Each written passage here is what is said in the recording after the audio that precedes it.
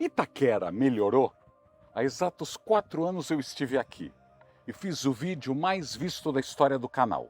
Sim, 1 milhão de visualizações. Tudo bem, a maioria deve ser corintiano, mas muita gente queria saber do legado do estádio da Copa, o estádio bilionário conhecido como Itaquerão. De fato, mais e mais prédios de habitação popular estão surgindo, depois de uma década da Copa. Sim, não somos rápidos. Os conjuntos habitacionais têm dinheiro e faixa e propaganda do governo federal, do estadual e da prefeitura. Sim, muito dinheiro. Mas, de novo, e o resultado? Vai criar um bairro mais legal? Ou talvez até piore o que é Itaquera de hoje? É o que a gente vai falar no episódio de hoje. Itaquera melhorou?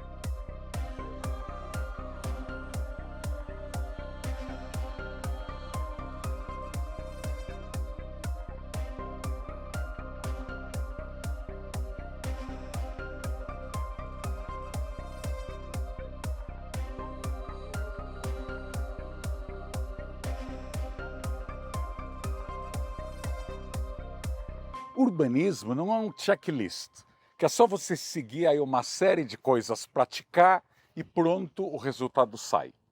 Como qualquer cozinheiro sabe, ingredientes ruins não criam um prato bom. E até ingredientes bons, mas sem atenção ao ponto, ao calor, ao tempero, se o chefe estava com atenção ou não, e o resultado pode ser um desastre. E aqui parece que a gente está comprando um novo desastre para as próximas décadas. Sim, quase todos estes prédios, com muitas e muitas unidades, porque são apartamentos pequenos, quase não tem comércio. E pior, o comércio planejado está no interior dos condomínios, que é uma receita para que essas lojas não sobrevivam há muito tempo, porque elas deveriam se beneficiar do bairro todo e não só dos moradores de cada prédio. Ninguém entende de varejo e que foi ouvida para se fazer esses prédios. Para calçada, não há nada. A cerca elétrica, muro alto, provavelmente arame farpado em breve. Então, à noite, e aliás no horário que os moradores de Itaquera voltam do trabalho distante, depois de muito transporte público, eles vão ter medo de andar nessas ruas escuras, onde não tem movimento. Elas não têm nem guarita, que tem uma guarita num ponto para 10 ou 20 prédios. Sim, a gente está criando a calçada escura, erma e insegura de amanhã hoje. E ninguém fala nada.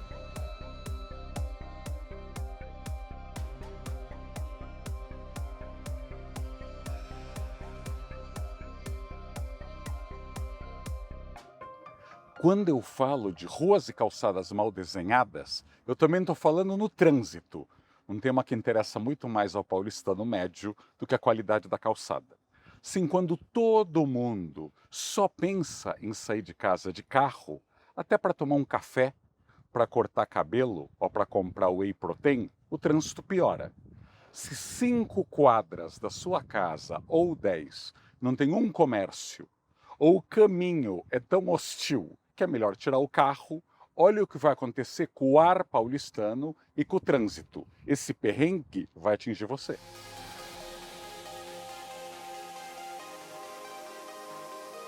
Tem muito candidato para pouca vaga, mas depois que você entra na FATEC, a tortura é chegar aqui.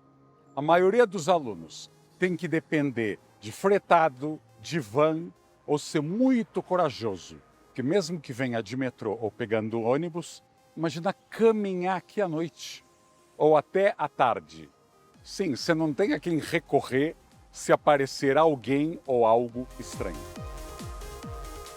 Que revolucionário teria sido se a escola técnica e a faculdade de tecnologia tivessem pensado na vizinhança. Bastava colocar a lanchonete, ou o refeitório, ou a papelaria na frente, na fachada, uma pequena pracinha ou um parklet, para os estudantes sentarem, conversarem, alguns fumarem, e já deixaria a calçada com vida e mais segura. Vocês veem como a largura da calçada não quer dizer nada no urbanismo. As bordas da calçada é que interessam. uma calçada com um terço deste tamanho, mas com banquinhos, com árvore, sombra, com lojas, vitrines, gente morando, janelas, seria muito mais segura e convidativa para o pedestre do que essa calçada gigantesca, erma, onde o sol frita os miolos. Sempre que venho aqui, vejo uma outra família que caiu no conto de que o estádio é perto do metrô, caminham por este sol saariano, sem uma árvore, e não conseguem ver uma placa ou uma sinalização de onde se entra para o estádio. Se elas não foram avisadas que tudo aqui é um urbanismo para carro. E é uma pena, porque se muita gente viesse de metrô para conhecer o estádio e visitá-lo, poderia ter mais vida, mais comércio, mais consumo, ou seja, empregos em Itaquera. Meus pais, que morreram recentemente, eram grandes torcedores corintianos. Esse programa é homenagem a eles. Como espanhóis que moravam em Santos, cidade com um urbanismo muito caminhável, eles não aprovariam isso aqui. Se o Corinthians, o governo federal, a ETEC, a FATEC do estado ou o SESI tivessem pensado mais em urbanismo para pessoas do que para carros, bastaria ter plantado árvores. Sim, porque qualquer sombra aqui atrairia um monte de gente.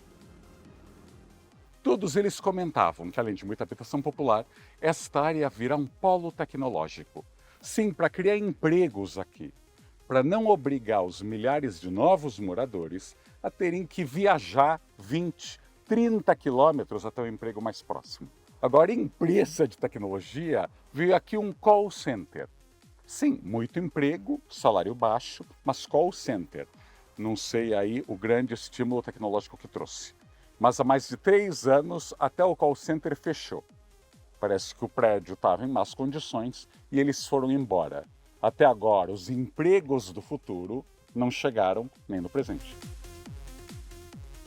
O SESI veio bem depois do estádio, da FATEC e de outros equipamentos públicos. Mas como a gente não aprendeu, repetimos a ideia errada.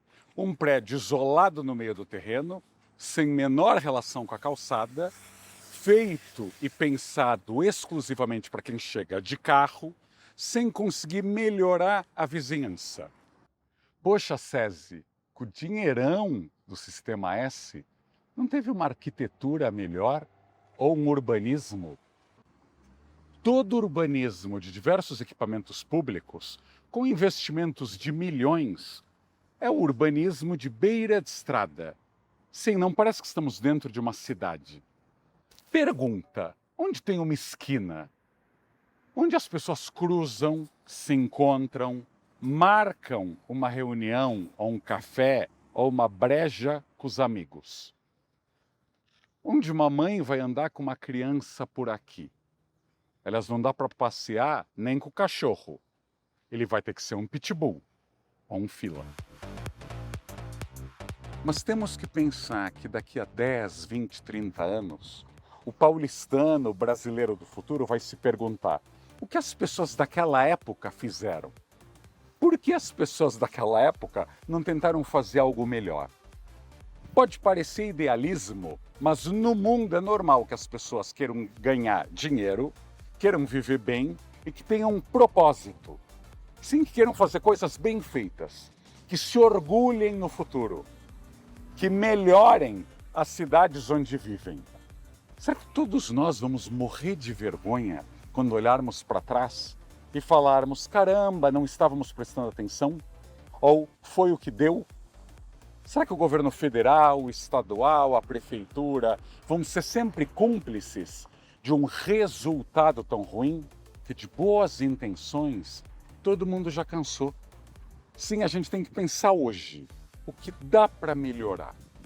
Compara com estádios pelo mundo, com bairros novos pelo mundo e conjuntos habitacionais bem feitos até na América Latina, que com os mesmos problemas, as mesmas desigualdades, tem feito coisas tão melhores que aqui. Será que é só no futebol que a gente está vivendo um declínio?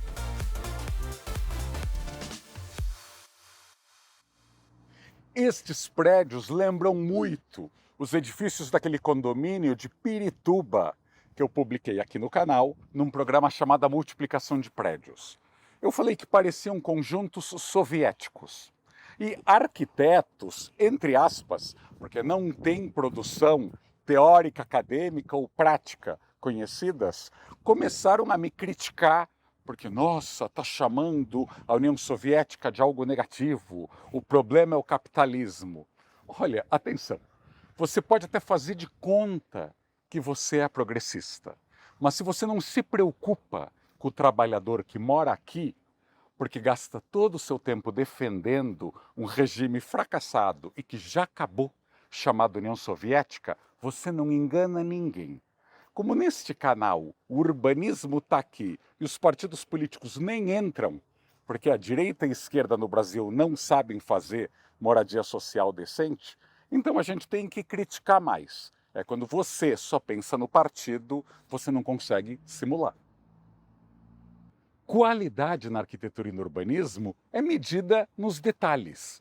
Sim, com uma lupa, com atenção, com fiscalização. Até multando quem não fez algo certo.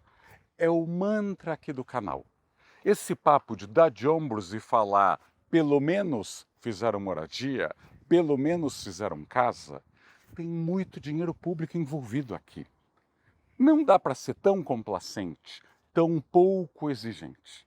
E qualidade é um tema doloroso no Brasil, onde eu conheço dezenas de incorporadores, dezenas de políticos de direita e de esquerda e de centro que não saberiam diferenciar boa da má arquitetura, não fazem ideia. E que falam que é questão de gosto. Sim, são pessoas que do primeiro golinho de um vinho sabem se o vinho é bom ou ruim. E aí de você falar questão de gosto. Vão falar, não, há critérios para se descobrir e se avaliar se um vinho é bom. Mas para a arquitetura, dane-se. Aliás, esses incorporadores, esses políticos, se eu perguntar para eles, me cite aí 3 arquitetos do mundo que você contrataria hoje, se tivesse um bom orçamento, para fazer estes prédios, ou escolas ou estádios. E dificilmente eles saberiam. Ou citariam arquitetos mortos, que foi da última vez que eles ouviram falar de arquitetura. E você, comente aqui como melhorar essa área, em termos de empregos, de urbanismo, de segurança, como melhorar esses conjuntos habitacionais. Será que o Lula e o ministro das cidades, e o governador e o prefeito, não poderiam chamar os incorporadores e exigir já esse espaço para lojas nos térreos que estão faltando? Que os próprios moradores tenham prioridade para abrir seus comércios, seu salão de beleza, sua barbearia, sua padaria, seu boteco, no próprio entorno e aproveitar o fluxo da área. E compartilhe esse vídeo com seus amigos. Tomara que o urbanismo algum dia chegue perto da popularidade do futebol.